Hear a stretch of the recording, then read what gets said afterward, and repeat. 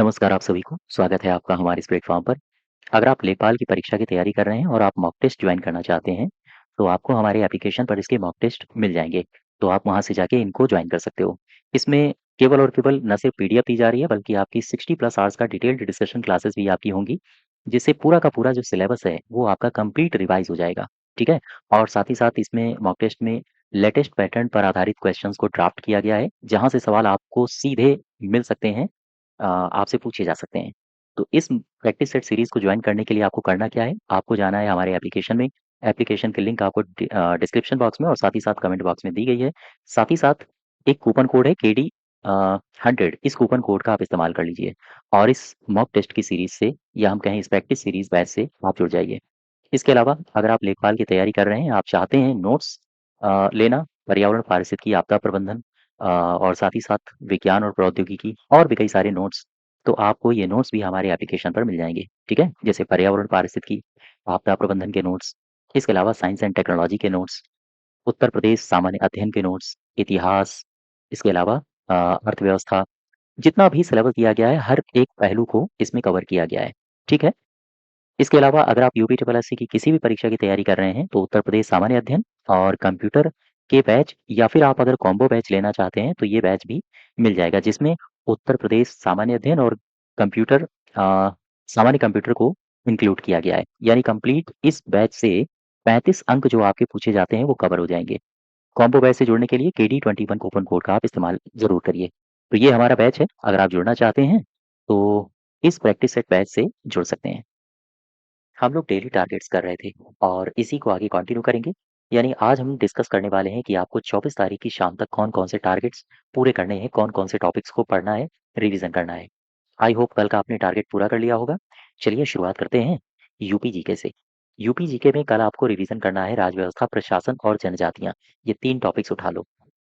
PDF निकालोगे आप application में जाके यूपी जीके वाले फ़ोल्डर में जाओगे, इस पीडीएफ को निकालोगे, उत्तर प्रदेश में राज्य व्यवस्था, प्रशासन, सारा जितना आपके एग्ज़ाम में पूछा जाएगा, सारी बातें यहाँ पर डिस्कस की गई हैं, ठीक है? तो ये 3 टॉपिक्स हैं यूपी जीके के, ध्यान रख लो, इनकी पीडीएफ को आपको पढ़ना है। अब आ जाओ कंप्यूटर में। कंप्यूटर में most important chapter cyber security, बहुत एग्ज़ाम में पूछा जाता है, ख़ास तौर से ये जो शब्दावलियाँ लिखी है ना, यहाँ पर बार-बार रिपीट होती हैं ये। मालवेयर किसे कहते हैं, फ़िशिंग किसे कहते हैं, brute force, man in the middle, session hijacking क्या है, डिनायल ऑफ सर्विस अटैक क्या है, बहुत एग्ज़ाम में पूछा जाता है। इंजेक्शन अटैक क्या है, स्मिशिंग क्या है, डीएनएस टनलिंग क्या है, वायरस, वर्म, ट्रोजन हॉर्स, है ना? तो ये सारी की सारी जो महत्वपूर्ण यहाँ पर पॉइंट्स हैं, इनको मेंशन किया गया है इस पीडीएफ में। तो साइबर सिक्योरिटी की पूरी पीडीएफ निकालोगे, इसका रिवीजन करोगे। अब आ जाओ पर्यावरण और आपदा प्रबंधन में। यहाँ पर आपको पर्यावरण प्रदूषण और क्षरण, ये 2 टॉपिक्स हम दे रहे हैं। इस पीडीएफ में जाओगे, पर्यावरण वाले फ़ोल्डर में जाओगे, पीडीएफ को डाउनलोड करोगे और ये जो टॉपिक दिया गया है पर्यावरण प्रदूषण क्षरण, ये पूरा आपको रिवीजन करना है। सवाल सीधे पूछे जाते हैं जैसे एरोसॉल ये कहाँ से आता है? धूम्र कोहरा क्या होता है? कितने प्रकार का होता है ना? स्मॉग क्या होता है? फ्लाई ऐश कहाँ से बनती है? तो ये पूरा पीडीएफ में दिया गया है। 4 से 5 पेज की पीडीएफ है। इसको 2 से 3 बार रिवीजन करना है कल आपको। अब आ जाओ साइंस एंड टेक में। साइंस एंड टेक में क्या करना है 24 तारीख की शाम तक पूरा साइंस एंड टेक के ये टॉपिक कंप्लीट करने हैं। भारत में ऊर्जा स्रोत, पवन ऊर्जा, भू-तापीय ऊर्जा, ठीक है? ये 3 टॉपिक्स हम दे रहे हैं। भारत में ऊर्जा के स्रोत, जिसमें से पवन ऊर्जा और भू-तापीय ऊर्जा तक आपको कंप्लीट करना है। ये पीडीएफ दी गई है। इसको आप डाउनलोड करोगे साइंस एंड टेक में जाके और यहाँ से ये चैप्टर्स कंप्लीट करोगे। अब आ जाओ इतिहास में। इतिहास में क्या करना है? इतिहास में आधुनिक भारत वाले जब आप फ़ोल्डर में जाओगे, आधुनिक भारत में, तो वहाँ पर पीडीएफ दी गई है संवैधानिक इतिहास।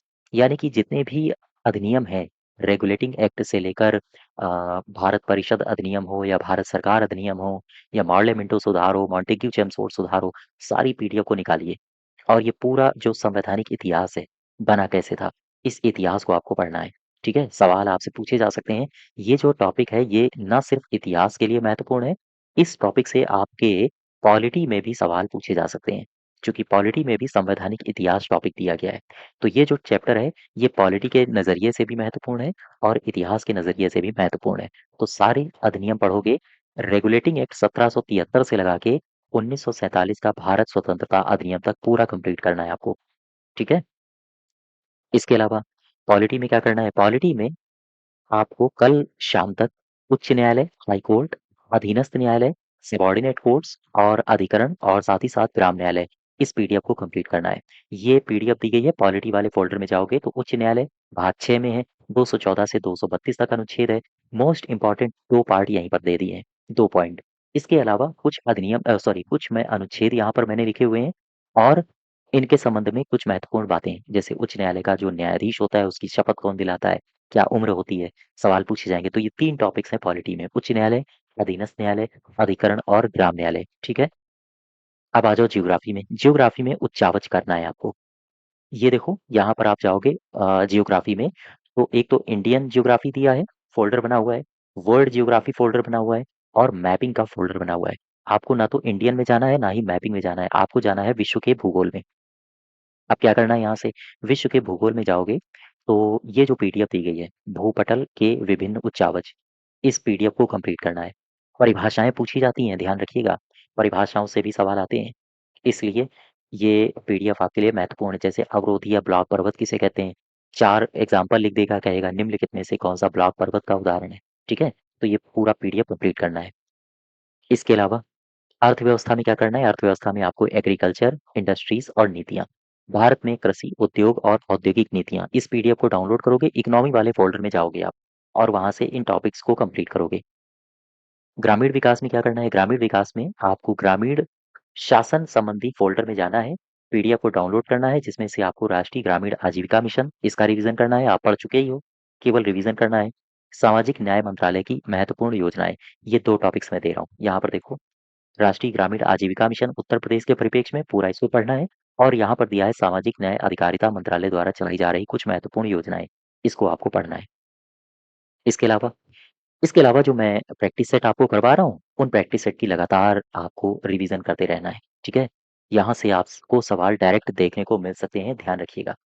तो प्रैक्टिस सेट को बिल्कुल मिस नहीं करना है।